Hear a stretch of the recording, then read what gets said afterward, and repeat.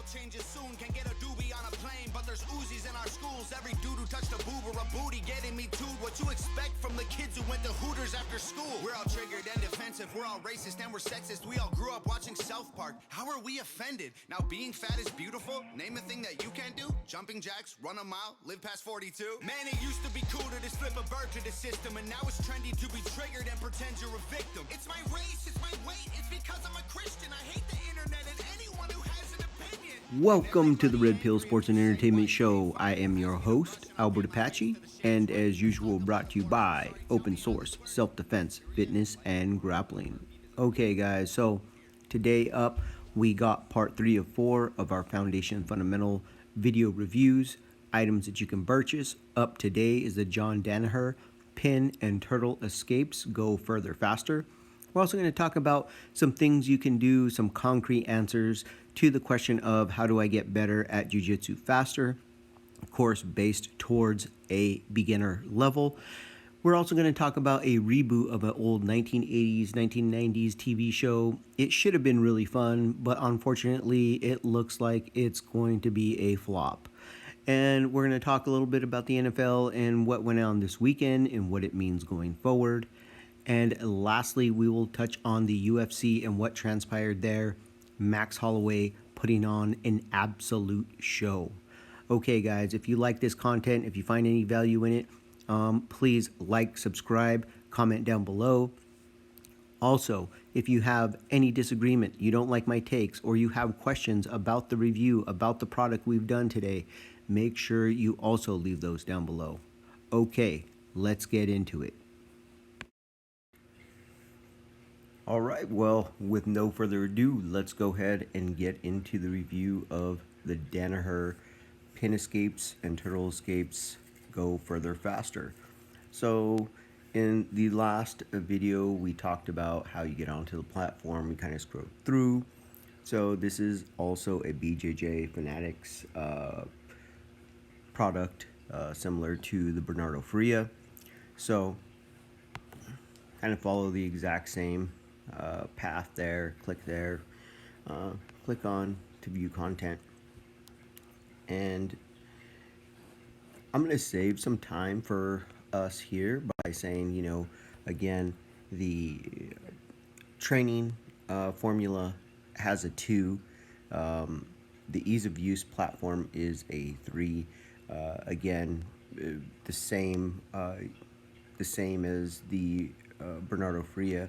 It has the same kind of glitchy things here, where if you hold too long along the timeline as you slide across, it will jump you to the next disc or the next chapter.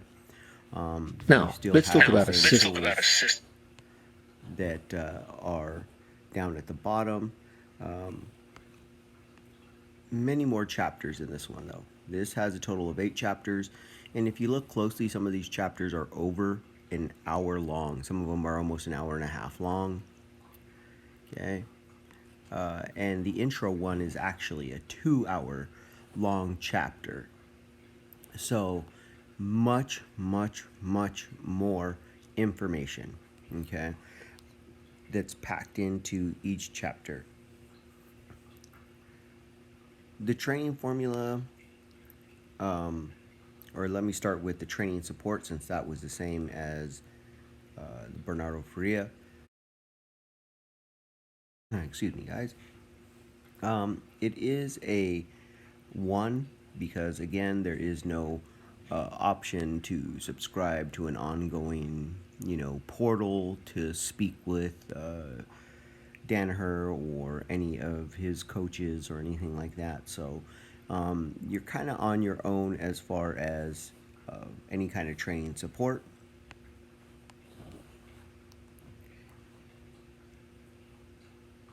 Training formula, this scores a little bit more than what Bernardo scored on his. And the reason why is, if we look here at the bookmarks in the first chapter, you can see that there's an introduction, there's an overview, there's, defense, your first goal, escape is a responsibility. So he really goes over quite a few things about what you're supposed to be doing, what things you should be working first, what you should be learning first, what body movements you should be practicing in order to get good at the techniques he's going to show. So there's a lot better training formula in this particular program than, say, for instance, the Bernardo Faria program. So it scored a little bit higher. It got a 2 instead of a 1. Sorry, guys. Ease of use of the platform is still a 3.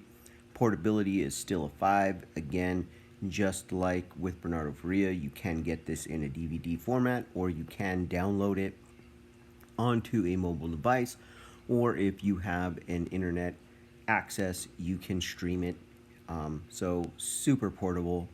The details within the coaching was a 5, and the cost value was a 4. So let's go ahead and maybe take a look at something here. So we jump into the bridging, and as he goes through, this is what I like about the products by Jon Danaher. He's first going to verbalize everything about the technique and give you kind of the concepts and theories behind what you're doing.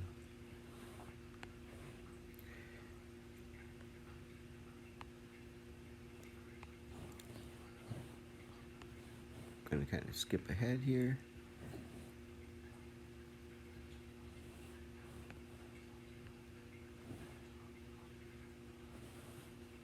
So as you can see here, he's moving and he's kind of showing you, he's calling attention to what exactly he's doing, right? He's talking about what he's doing. He talks you through the entire program, okay, through the entire technique. Now, let's see if I can go here. Sorry about that. Oh, I just did the little glitchy thing where I jumped to the next. See if I can find a good one here, guys.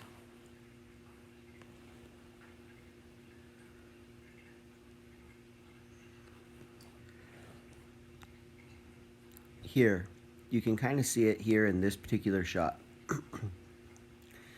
In this particular shot, you can tell that the camera is off angle compared to the straight on angle. You'll notice this in most of the Danaher products, that he does either have the camera move and he gets, to get a different angle, or he does quite a bit of movement while he's showing a technique. In other words, he'll show the technique with his head facing to the right, he'll turn around, have his head facing to the left, or he'll turn to have his head, facing towards the camera, so you're kind of looking downward, or even he'll face his head away. So this is why the details in his program are a bit higher, because although you don't get a lot of fancy camera work in this particular course, right? It's not like zooming in, the camera's not like moving around a lot or moving to a different angle.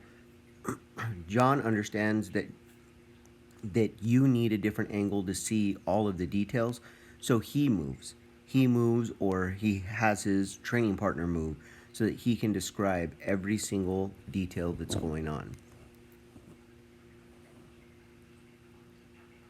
The cost value was a 4. It's not quite a 5. The reason why this got a cost value of 4 is because it's pricey. I mean, if you buy this at regular price, I want to say it's $197. I think when it first came out, I want to say it was almost $300. It was outrageous. It's an expensive program. It's not a 5 because it only covers pins and turtles escapes. That's all it covers. That's all it talks about. Now, on the one hand, that's a great thing because it really gives you an in-depth look at those particular positions, which I personally feel like is one of the lacking things in most jiu-jitsu, and particularly with most fundamentals and foundations, is that you don't go deep enough into the program or deep enough into the ideas to really make the techniques your own. If you follow this program, many of these techniques are going to become your own. Now, with all that being said, let's talk about who this program is for. Once again, this program is one of those where I don't know, it's kind of hard to say. This is definitely for a beginner or somebody who rolls jiu-jitsu and wants to come back and really solidify their pin and turtle escapes. That's who this is for. Okay. You're going to see little key details, little key things that Danaher points out that you're going to be amazed with, that, hey, I never really thought of that, and you're going to find some kind of value in it. I don't know who this wouldn't be for other than this. Again, if you're looking to get self-defense prepared as quickly as possible, this might not be the product for you. And I say that simply because it's so focused on just the pin and turtle escapes. You don't talk about, you don't really cover in-depth technical stand-up, framing. You don't talk about takedowns or deflecting punches or keeping yourself safe from punches. You don't talk about any of that kind of stuff. You're not talking about chokes. You're not talking about, you're not talking about what to do once you retain guard or once you achieve guard. You're not talking about any of those things, okay? All you're talking about is escaping a pin and escaping turtle. That's it. And surviving in those areas so that you can escape. That's all you're talking about. That's all that this product is going to cover. This course is going to cover. So I don't know that it's the best product for somebody who is looking to get self-defense efficient as quickly as possible. It definitely is for a beginner. Jon does a very good job explaining what the training partner is supposed to do and how they're supposed to react. So therefore, I think this could be used by somebody who was wanting to learn the basics at home or away. Now, here's what I would say. Let's say you're a boxer or you're a kickboxer and you have very limited resources, but you wanted to take an MMA fight, right? You wanted to take an MMA fight. And let's say you had limited resources. You're out in Alaska or you're out in the backwoods country somewhere, and you do not have, the resources to drive into town or drive into the city, whatever, to go to jiu-jitsu class. Would this complement your striking very, very well because it teaches you how to deal with worst case scenarios of grappling in order to work your way back to your feet? Absolutely. Maybe this could be that product for you if you're that person. If you're already at an academy, I think this is just going to amplify how much better you can get faster. It's a fantastic program. Now, my only bone to pick with the entire Danaher Go Further, Faster system, and we will go take a look at it here,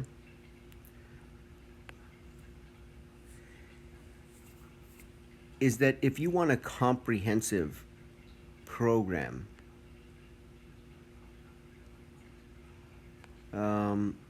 let's see. If you want a comprehensive program, you can see that the Go Further Faster bundle is here at the left. all the way to the left, you're talking about $1,200, almost $1,300. Regular price of over $1,500.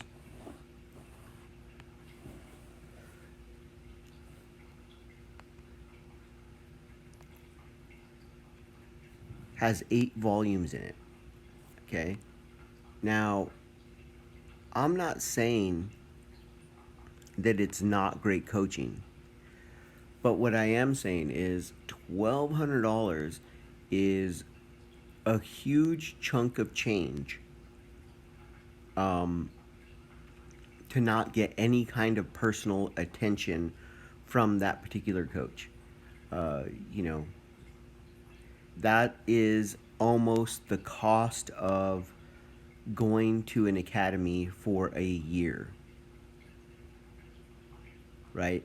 And as much as I think that Danaher is a great coach, as much as I believe that this is a great, the product has some really, really good information in it and is going to make your jiu-jitsu better, I don't know that it's almost the cost of a whole second, you know, a whole second jiu-jitsu membership to another gym, right? That's almost the cost of it. Actually, I know there are jiu-jitsu gyms that if you pay the year in full, you can pay about this much and get the year for that price if you pay for it in total, right? Up front. So it's pretty interesting. It's pretty interesting that, it is so expensive, and that would really be my only bone to pick, because you really do want all the rest of the programs for the Go Further Faster. You really want to know how to pass the guard. You really want to know, what to do, how to get sweeps. You want to know those things. Like, that's what's going to make your game complete. So the entire Foundations and Fundamentals program for a beginner, $1,200, that's quite pricey. That's just my personal opinion, but that's what we have. So anyhow, that's what I got, guys, when it comes to the breakdown. Again, if you guys find any kind of value in watching this, understanding, or you have questions, anything you want me to clarify, please comment down below. Let me know. Tell me what you did, what you didn't like, or what your questions are about the system or program, and I'll do my best to kind of answer those. Other than that, guys, we're going to go ahead and move on. Next video, we will be doing the Gracie Combatives, and we'll be taking a look at its platform as well. So if you have any questions about that. So thus far, I hope you think that I did a good job breaking down and did a good job as far as my score and explaining my scores. And, again, I hope you guys found value in this. So we'll catch you on the next segment coming up in just a second. All right, so into the next segment. So a lot of times I get questions from lower belts, beginners, of how do they get better at jiu-jitsu faster. We talked a little bit last time about making sure you're showing up to class, things like that. Next, I want to talk about some tangible things you can actually do, and that would be beginner body movements that you can do at home. So number one would be the stationary shrimp, the bridge and reach, the step over hip switch, the sit out and step back, and the technical stand up. So you might know some of these movements by different names, but these are what we call them, and you don't need a lot of space to do these movements. You'll see soon I did an example, and I kind of stretch out my arm so that you can see that roughly what is needed is about 5 by 6, 5 foot or 6 foot, 6 by 6, 5 by 5 area in order to do these movements. You don't need anything or much more than that. So Let's go ahead and get into it and take a look at some of these movements. Alright, so here we go. Spreading out my arms here so that you can see I'm roughly about 5'5", so the red square I'm in is roughly about 5 or 6 feet by 6 feet. The stationary bridge, I'm going to come up, do a bridge, stationary shrimp, and going to hip out to one side, come down, set my hips down on the ground, pick up my hips, hip out to the other side, and continue on just like that. Now, you can see here from the side angle that I get my hips up and I try to get them to roughly about my shoulder line when I hip out. And you'll also notice that my hips stay off the ground the entire time. So you can kind of see it better from the side view here. You can see my hips are staying up off the ground. One more look here. So that's the best way to do the stationary shrimp. Now we're on to the bridge and reach. So I'm bridging up high and then reaching over to one shoulder or the other with the opposite hand. If you notice, I'm letting the knee on the side that I'm bridging to kind of flop open a little. This gives me a much wider range of motion. And at the end of my bridge, I'm actually kind of tapping that knee to the mat. And you can see my hips again are staying off the ground. This is very important. So when you move on to like trap and roll escapes. So next I'm going to do the step over hip switch. So I'm laying on my back. I step over and across my body. I plant my toes and I pull my hips through. This is a great movement for practicing a lot of the motions that you'll do for guard recovery. As you can see, I'm kind of moving forward here just a bit. I didn't do it on purpose, but you can, if you have more space, incorporating moving backwards or forwards with your hip switch here. So back and forth, making sure I'm making nice big steps. And I like these big steps because they're a little bit more realistic to what your scenarios are going to be while you're rolling. Now we have the sit out. And so as you notice, I'm sitting out, pushing my leg through, trying to open up my chest and look up to the sky here. I'm trying to keep the elbow of the hand that's coming off the mat close. Now I'm doing the step back. I like to get my foot relatively high here on the step back and plant. And again, opening up so my chest is facing the sky from the side view. When I sit through, I'm trying to keep my hips off the mat here. I'm trying not to let my butt touch the ground as I'm sitting out. And then as I go into a step back here, you notice that was a shallow step back. Now I kick up high. And as you kind of get a little fatigued, you may not step as high. I like to exaggerate the step for warm-up purposes and making sure I'm clearing that leg. Now we're going into the technical stand-up. If you've never done the technical stand-up, here we go. So I do the technical stand-up. You notice I base all the weight on that front foot and rear hand, pick the hips up off the ground, swing that rear foot next to my hand, and stand up. Now I'm kind of going to illustrate something here. If you notice how my leg is positioned, it's kind of like, you know, that front foot is there. The back foot is kind of tucked underneath the front foot. All the weight is going to go on my front foot and on my hand. I'm showing you where my leg is at that's going to step back, and then I'm pushing off with this hand, and you're going to see that my hips raise up. Foot swings back. Now I'm going to demonstrate this front foot. This is something I see a lot of people have issues with, especially if they start off like me with that front foot facing forward. If you notice, I kind of pivoted off my heel there, And I'm also showing that my butt's kind of up in the air into a 3-point stance. You can give a side view here. Watch again, the foot will rotate. There we go. So my front foot was facing forward. Now it's facing the camera.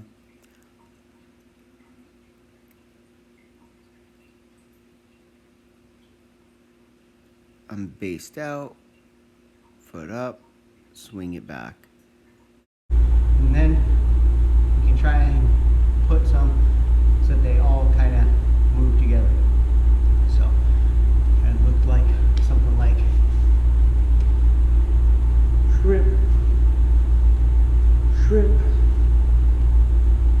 virgin reach, virgin reach. Gonna go ahead and turn all the way over. Come up, sit out, sit out, step back, lay down, step into the pool, over pool, step over pool, pool, rock it on up.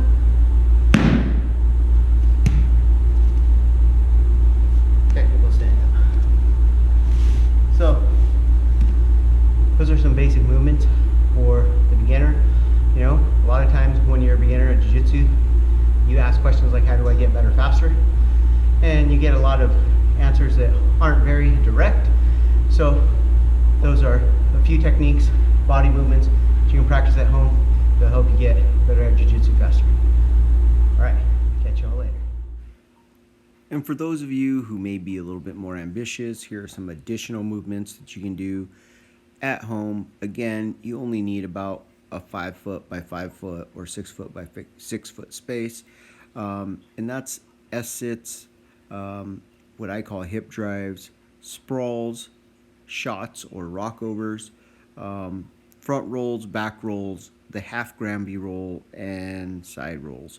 So if you don't know what those movements are, that's completely fine. Maybe we'll demonstrate them another time. That being said, most of these, if you ask your coach or your professor, I'm sure that, or even maybe somebody that trains with you, I'm sure that they can show you what those particular movements are. You might even be able to look them up on YouTube or whatnot. So you can do those as well if you're feeling really ambitious. I would get really good with those first 5. I think that those are the basic movements, the movements that your body will go back to using time and time again. And, you know, I think it'll help you get better at jiu-jitsu faster if you're practicing those body movements at home. All right, let's move on to our next topic. Okay, let's go ahead and get into this segment. So, we are a sports and entertainment show, so let's talk a little bit about the reboot of the Equalizer series. This was a really fun series I remember watching as a kid growing up. And, you know, when I heard they were remaking it, I was interested in what was going to go on.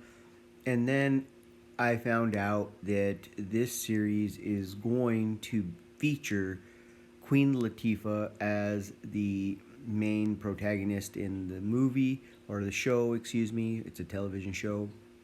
And I was utterly disappointed. Now, you know, I really like the concept and the idea of bringing it back. And apparently, I don't know if it's going to, this is how the storyline's going to be. However, the original character, his last name was McCall, and you know, now this particular version of the Equalizer, the Queen Latifah character, will also have the last name of McCall. So I don't know if this is a, you know, this is my, you know, this is the daughter or the cousin or whatever, or what the storyline's going to be, how they're related, if they're related at all.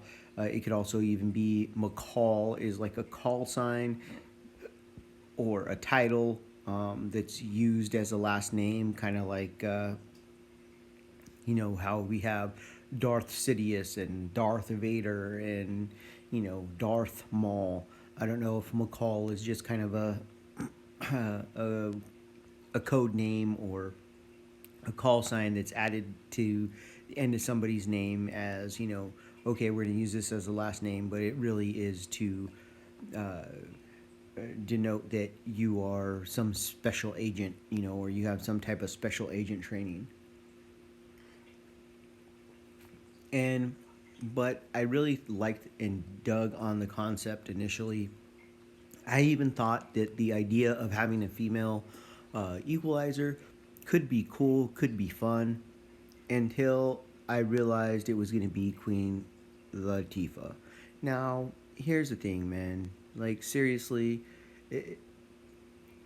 when this show tanks, because it will tank, okay, it's really going to be upsetting to be preached to that it's because men don't like strong women, and it's because people are racist, and it's going to be all these other ridiculous things. And I'm going to tell you exactly why it is.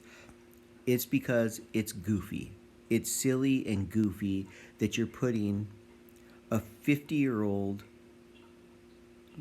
woman who is slightly overweight in an action hero role. It's silly and goofy. And at the very least, if she would have taken this seriously or more seriously, maybe it would work. Okay.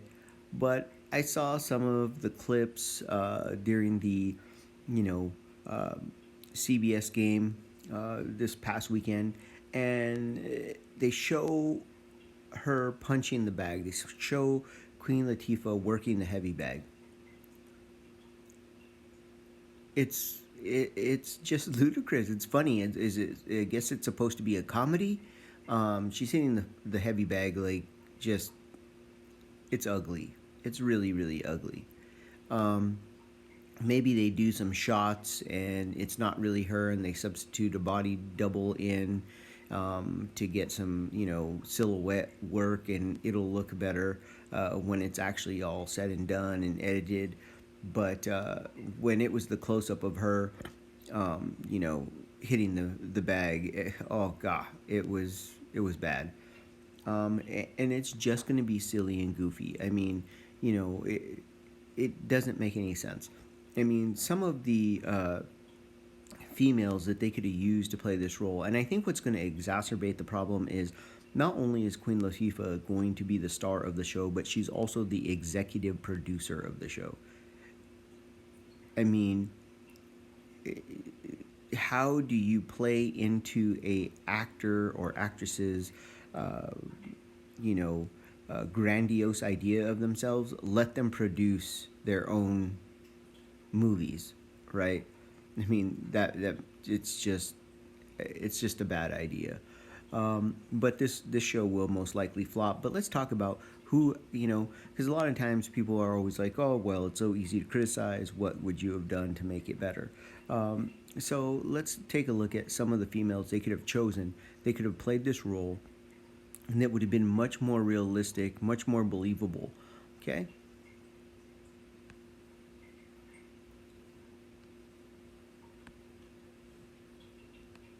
So you have Kylie Bunbury.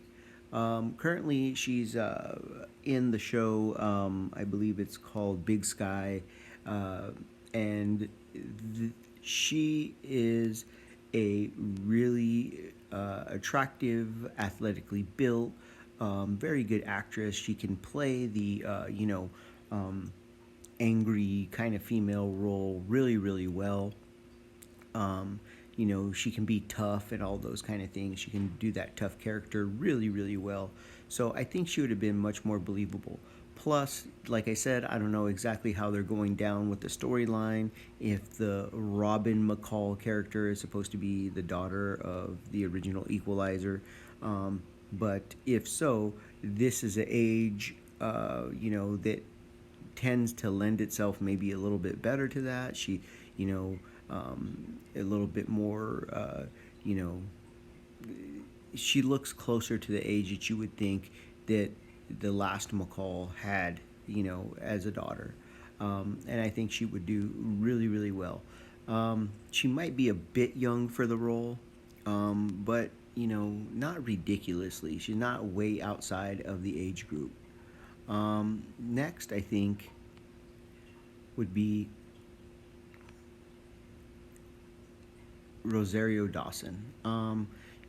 If you watched any of the Daredevil, Defenders, Jessica Jones, she is really good at playing a heroine type role. She is a fantastic actress. I don't understand why she doesn't get more roles. I really felt like she would have done a lot better in that particular role. And again, she's not, she's older, but she has the build and the physique that you would think a secret agent, a well-trained special forces kind of female would have, right? A more athletic build. Not somebody who, looks like they're going to break a sweat from, going up the stairs.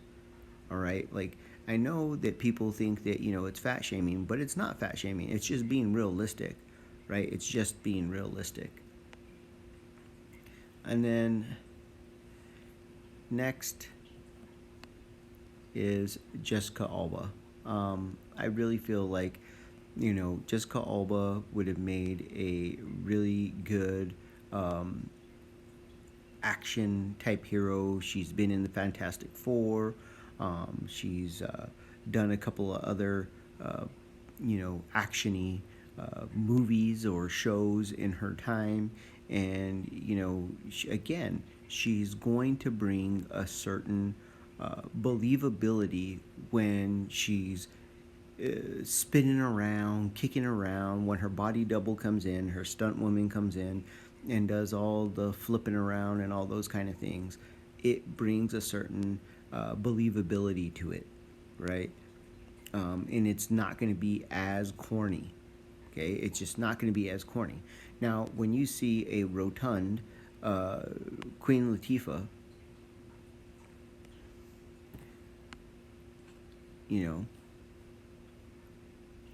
jump around, do a cartwheel or hop around, or go running after a guy and catch him and tackle him, right? And she runs after some guy because the scene is coming up, right? She's gonna run after some bad guy who's younger and more athletic, but she's gonna catch him, and they're gonna want that to be believable, right? It's gonna be corny. So, I'm really disappointed. Every time I think that maybe we're not gonna get so much, wokeness, so much, SJW stuff into, a nice program, something that people can watch and, kind of lose yourself in. They do stuff like this. It just, and the problem and the biggest problem I have with it is then they're going to turn around and blame the consumer and blame the viewer that we're all misogynistic. Oh, we're, racist or whatever other ridiculousness they come up with. When the reality is they're putting out crap. They're going to put together some kind of crap. What makes a character, what makes people like characters and what makes people want to watch certain characters is that they're believable, that they're relatable, that we can identify with their struggle, that, that there's something we want to aspire to be. Okay, that's what makes hero type movies sell. Nobody is aspiring to be a slightly overweight 50-year-old woman. Not even other 50-year-old women. Maybe 50-year-old women who are highly, very badly overweight are aspiring to be slightly overweight. But, all in all, that is not what people are aspiring to be, right? That's not what other women are aspiring to be. So, they really need to, think about this and what they're feeding or trying to feed the public, because I just feel like this show will maybe be around for a season, and it's really sad because I thought this was such a really fun show when I was a kid, and I thought it could, I thought they were going to go the way of Denzel Washington, right? Kind of that kind of a feel. I thought they had the Equalizer movies. I thought it was going to have that kind of feel. I thought it was just going to be fun. And now I find out some of the things that are going to be put into this movie, and it really is very, very disappointing. All right, we're going to move on to our last segment, and then we'll wrap it up. Okay, guys, let's go ahead and get into this last segment and talking about heroes and being relatable. Let's start off with Tom Brady beating Drew Brees and the New Orleans Saints to move on to the NFC Championship game. Now, I think that the reason why Tom Brady is loved or hated is based on, and I've talked about this before, is based on the fact that Tom Brady, if you look at the guy, even if you look all the way back to when he came into the league, you look at the guy, he is not the tallest guy. He is not the strongest guy. He's not the best looking guy. Physique-wise, he doesn't look intimidating. He's not the most muscular guy. He's not the strongest guy. He definitely is not the fastest guy. He's not the most athletic guy. But he finds a way to win. And I think that's the root of why people either love or hate Tom Brady.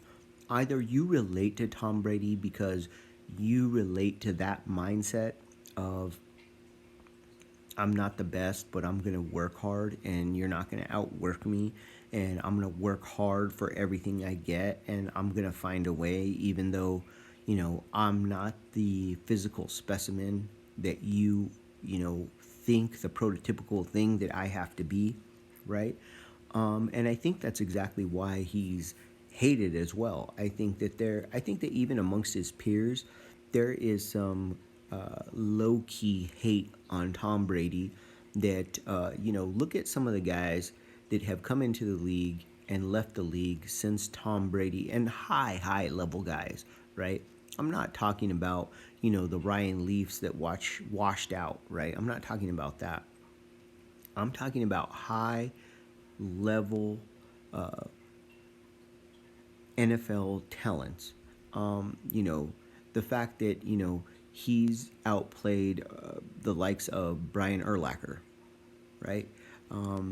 He has played, and outplayed all kinds of defensive Sean Merriman, right? You name it. These guys who have come into the league and have left the league, and Tom's career is still going. And not only is Tom's career still going, not like Roger Craig. I remember when Roger Craig came in and he threw a touchdown pass, and it was like, oh, Roger Craig, he's the oldest, quarterback, but he was like a backup, right? It's very much the Brett Favre version, right, where he's still winning football games. But there's never really been the dip that Brett Favre's career had, right? Brett Favre had a very roller coaster career, up and down and up and down. We've never really seen that out of Tom Brady. You've always only seen Tom perform at a high level, his team be in the hunt anytime he's been at the helm.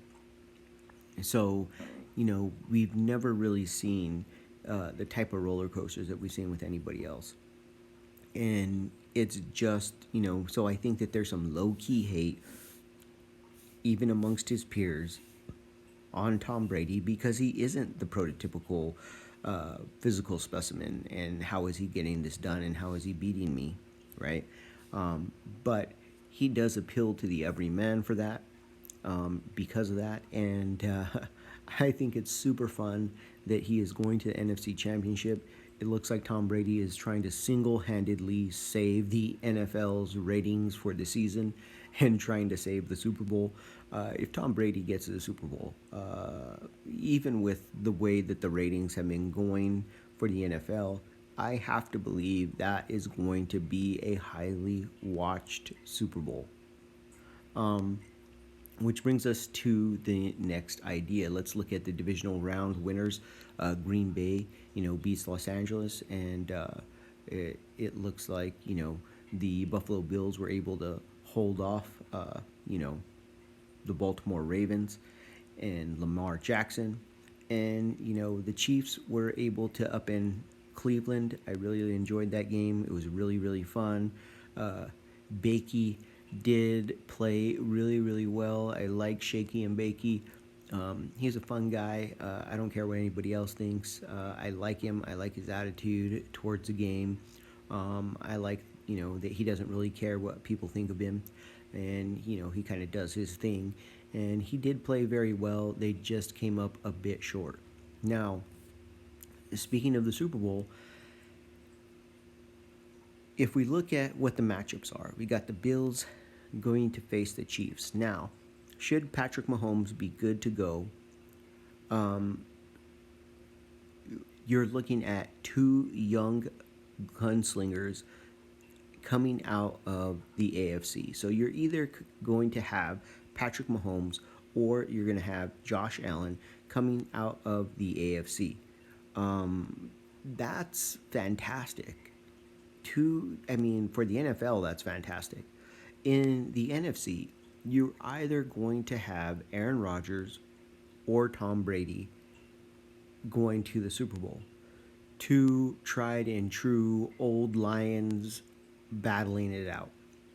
So no matter who wins in the conference championships, you're going to have old Lion versus young Lion in the Super Bowl. And I think that is a super fun storyline. There will either be the old Lions holding off the young Lions one more year, or it will be seen as a passing of the torch, right? A change of guard, and it will be the young guys' time. Now, if Mahomes is capable of playing, he did get go into the concussion protocol during the game. He took a vicious hit running the football. I have no idea why he did not slide. They were winning at the time. There was no reason for him not to slide. I guess pride kept him up, and he took a pretty big hit.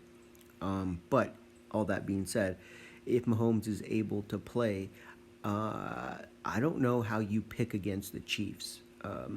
The Chiefs, I think, are the better team overall than the Buffalo Bills. So I think that they will win the game. Now, the Buccaneers going to Green Bay.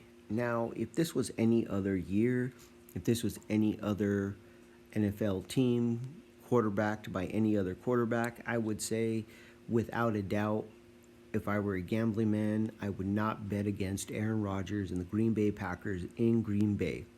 Apparently, they're going to allow fans in the stands in Green Bay, even more so than they did this past week, which is so hilarious to me. I guess COVID doesn't come out during playoff games, only regular season games. I don't know. But either way, it should be a really fun time. And if it was anybody else, I would say that, Green Bay, hands down. But being that this is Tom Brady, he's been in these types of spots. He's been there, he's done that. I think he's going to bring a level of confidence and a level of swagger with the Bucs that will give him a chance. Now, I don't know if it's going to be enough to beat them because Green Bay has looked very, very good this season. They look to have had the total package at times. And, the Bucs have struggled. They sometimes struggle to run the ball. They sometimes struggle to, play really good defense and their defense to show up the way they need them to. So, I don't know for sure that it's going to be a close game, but I really feel like TB12 gives them that edge where you cannot count them out. So it should be fun, guys, and can't wait to see what happens, see exactly how it all goes down, and we'll talk about it after the game. So I know I said this is the last segment. I lied. We're going to talk about one more thing before we get out of here. Hold on, strap in. We're going to go fast and furious. All right, final segment. We're going to go fast and furious, as I said. So, Santiago Ponzinibbio going down to Li Lang. Holy mackerel. Really did expect Ponzinibbio to be rusty, for that to hurt him, that he's been out of the octagon for so long. But I did not think it would be a knockout in the first round. I thought he would struggle, probably gas about midway through the second, and maybe get a TKO, maybe be TKO'd via strikes or give up a submission because of being tired and the conditioning issues. Did not see a knockout coming. Wow, just crazy. Hopefully, he's at least happy he's back in the octagon and fighting. He did have some serious health issues outside of the octagon that were completely non-fight related. So, at least we got to see him, and hopefully, he heals up quick and he gets another fight relatively soon, maybe against a lower level competitor, to knock the rust off, and before he gets back in with high level competition. Carlos Condit defeat Matt Brown. I kind of saw this coming. This is what I thought it would be, in my opinion. Carlos, he's been more on a losing streak and he is getting older. What I've noticed in his last win was that it looks like Carlos is trying to add some new wrinkles to his game. Now, that all being said, I am relatively critical of the Jackson Winklejohn camp, mostly due to the fact that it seems that Jackson has stepped away quite a bit from training the camp. Now, that's completely his perspective. I'm not going to question the man's heart or integrity or anything like that.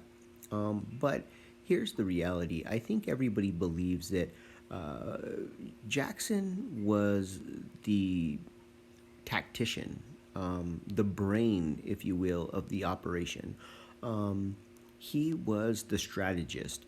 And I think when you do not have him in every single camp, when he's not there hands-on, doing the training of the fighters, I think that you are naturally going to fall into being, I'm not saying they're an average gym. They clearly are not an average gym because they are getting guys into the top 10, into the top 5, and gals.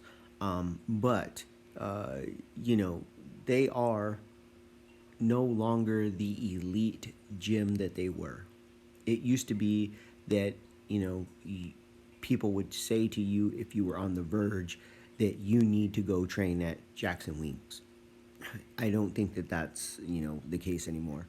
But, good for Carlos. Really happy that he won. He's from my hometown. So, I generally root for him when I see him on the card. And finally, let's talk about the absolute beauty of a fight that Max Holloway put on. My goodness. When these odds came out, I kind of felt like they were a bit, I was like, okay, this is okay odds. Some of my friends were, felt like it was disrespecting to Max, the initial odds. I didn't think so. I thought that it was going to be a close fight. I had seen Kelvin Cater. I knew he was a great boxer. I knew that, he hit hard. I saw that he had stamina and he had a good gas tank, good cardio. I saw that he learned and he grew from every fight, even when he lost. He made good adjustments in fight. So I really felt like, he was going to come in and have his spots against Max Holloway. I don't know that that ever happened. I really don't. It looked like pretty much from the opening bell to the closing bell, it seemed like it was Max 100%, at least a level, if not two, above Calvin Cater. And it pains me to say that because I really like Cater. I really thought it was going to be a much closer fight. And, it's not that I'm not a big Max fan. I do like Max Holloway. And maybe it's just because I'm spoiled because we've seen Max for so long. We've been blessed to have blessed, fighting in front of us for so long because he was so young that maybe I'm just bored with seeing the same guy in there all the time. But geez, he put it on. He put it on, Cater. It was a beautiful thing to watch. It was a great fight for Max Holloway. I don't know how, if he puts on, I mean, you can maybe justify giving him one more contender before giving him another title shot.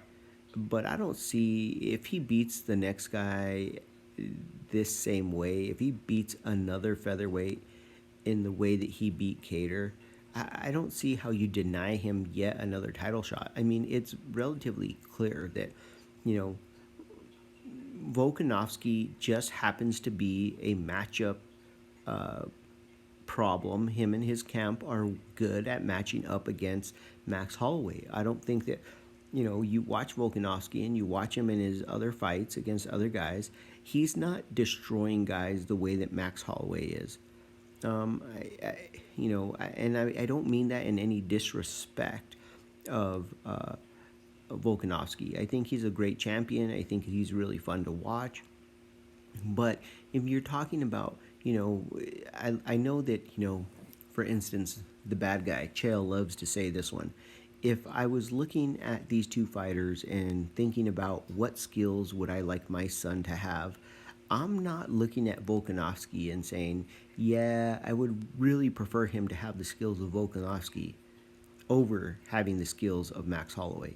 Like, if you let me choose, if I could download their skills and put them into my son, right? I'm downloading Max Holloway's skills and putting them into my son, not Volkanovski's. Even though Volkanovski has beat Max twice. Second time was much closer, in my opinion. First time I felt was pretty decisive. I felt like, he definitely outpointed him. And I just think that Volkanovski and his camp are just a nightmare matchup for Max. I mean, they're just really good at matching up against Max. And this is one of the reasons why MMA math does not work. Okay? This is the prime example of why MMA math does not work. Just because you beat this guy does not mean you're going to beat that guy, because matchups and matchup problems are a real thing.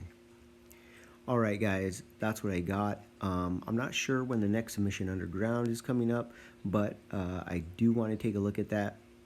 I know that the Conor fight is coming up soon, so we'll kind of take a look at that, kind of give you my predictions, what I think. And then also, I know that we have another super fight coming up. It's a grappling fight that's going to be coming up. It's in North Carolina. It's featuring my buddy Esteban Martinez, and we'll take a look at that. Hopefully, let's see if I can't find a way to stream it, and maybe we can record it, and then we can take a look at it. And we'll be out with the final installment of the breakdowns of the Foundations and Fundamental series in about I would say maybe about a week. So stay tuned for that.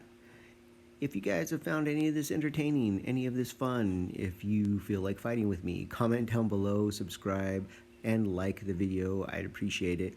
We'll be starting to upload to other platforms with the great purge going on. I know I don't have a ton of subscribers, so I've heard that I may be on the chopping block because we aren't a very big channel. So anyhow, I will let you all know where else you can find me as soon as I figure out where I would like to upload as well. So that's what I got, guys. Remember, until next time, be practical, be purposeful, get fit with a purpose, guys. But there's Uzis in our schools. Every dude who touched a boob or a booty getting me too. What you expect from the kids who went to Hooters after school? We're all triggered and defensive. We're all racist and we're sexist. We all grew up watching South Park. How are we offended? Now being fat is beautiful. Name a thing that you can't do. Jumping jacks, run a mile, live past 42. Man, it used to be cool to just flip a bird to the system, and now it's trendy to be triggered and pretend you're a victim. It's my race, it's my weight, it's because I'm a Christian. I hate the internet and anyone who has an opinion. And everybody angry if you say white. Okay, fine. Pass me the brush and I'll paint my face to the shades right. Let's talk about abortion. Sorry, tell me how this works. Bacteria is life on Mars, but a heartbeat isn't life on Earth? Weird.